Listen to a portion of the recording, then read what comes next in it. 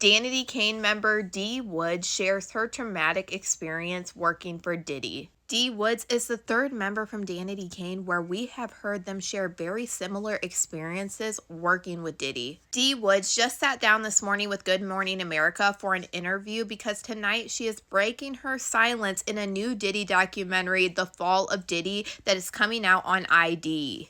Dee Woods said that Diddy created a very predatory and verbally abusive environment while working with the group Danity Kane. She was then asked, how is working with Diddy predatory? And she said that you were constantly treated like you were a piece of meat and you were only valued for your appeal. She said some of the environments were scary to even be in by yourself. In a clip exclusive to tonight's documentary, The Fall of Diddy, that's about to drop, it shows Woods saying that she saw inappropriate communications between Diddy and Aubrey O'Day prior to them getting fired from Danity Kane. Dee Woods said while Diddy's behavior was troubling, that her and her bandmates had nobody to turn to ask for help.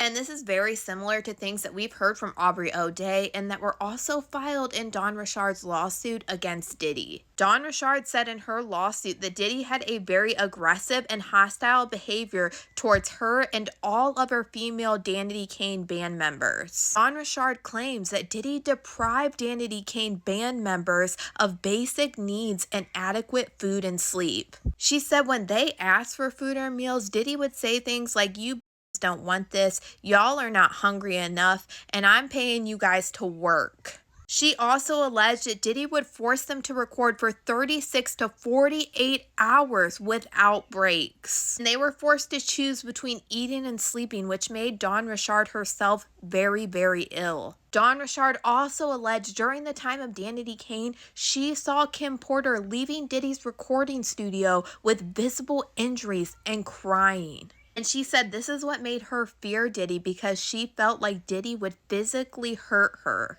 Dawn Richard even said that she was there when Diddy first met Cassie Ventura and he was trying to separate her away from everybody, even her then boyfriend, music producer Ryan Leslie. And as time went on in Dawn Richard's lawsuit, it just got darker and darker. She claimed right after the breakup of Danity Kane that in 2009, after the Soul Train Awards, Diddy flew her and Miss Harper out for a party, and she claims that at this party, Diddy allegedly had arranged for dozens of young women and girls to be flown to the party, and some of them appeared to be underage. She said that these women arrived wearing little to no clothing and were given substances and alcohol, and many of them ended up appearing lethargic or passed out while Diddy and his guests performed acts on them. She claims that she remembers Diddy saying things like, "This is a buffet, enjoy yourselves. This is what we do and this is how we party." And these are the same type of things that we've heard Aubrey O'Day talk about for years, and she's also recently been very vocal about since Diddy's arrest and charges. This post on Twitter, she said, "Diddy's behavior could have been stopped long before things like this broke our hearts to read. His abuse didn't have to reach me and many others, including women, men, and minors, which will forever be traumatized by an entire industry. He is a soulless human inside of a systematic problem within the entertainment industry that has been ran by soulless people before he even hit the scene. So many people have tried to warn you, but his charisma fooled you. A lot of people are responsible for keeping him in a place of power and visibility. And if that part resonates with you, may you feel the same grieving that all of his victims won't ever be able to fully repair. You were complicit.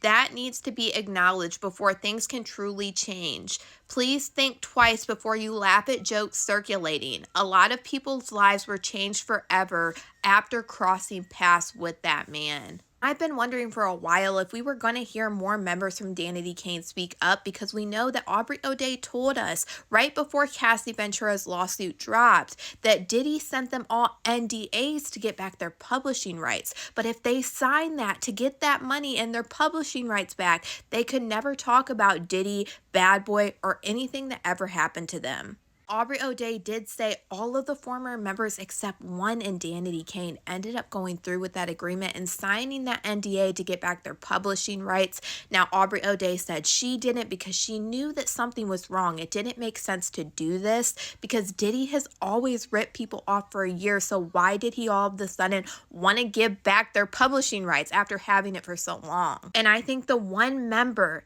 that Aubrey O'Day was speaking about that she said she reached out to and she didn't sign this NDA was D Woods, because even though Dawn Richard filed that bombshell lawsuit, we have never heard her speak publicly about Diddy. But now we know that D Woods is about to speak tonight very publicly, and we are hearing snippets of what that documentary is going to be like. And I think that this documentary, The Fall of Diddy, that comes out tonight on Investigation Discovery at 9 p.m. Eastern Time, is going to be one of the best documentaries that we've seen already. This documentary has interviews from so many people, and it says that it's even going to have interviews from people that we have never heard from before. And all of the ones they did show are ones that I honestly have been waiting to hear from. This documentary is also going to be a 4-part series. Tonight will be part 1 and 2, and tomorrow night at 9 p.m. Eastern Time on Investigation Discovery will be parts 3 and 4. But y'all, let me know what you guys think about all this in the comments.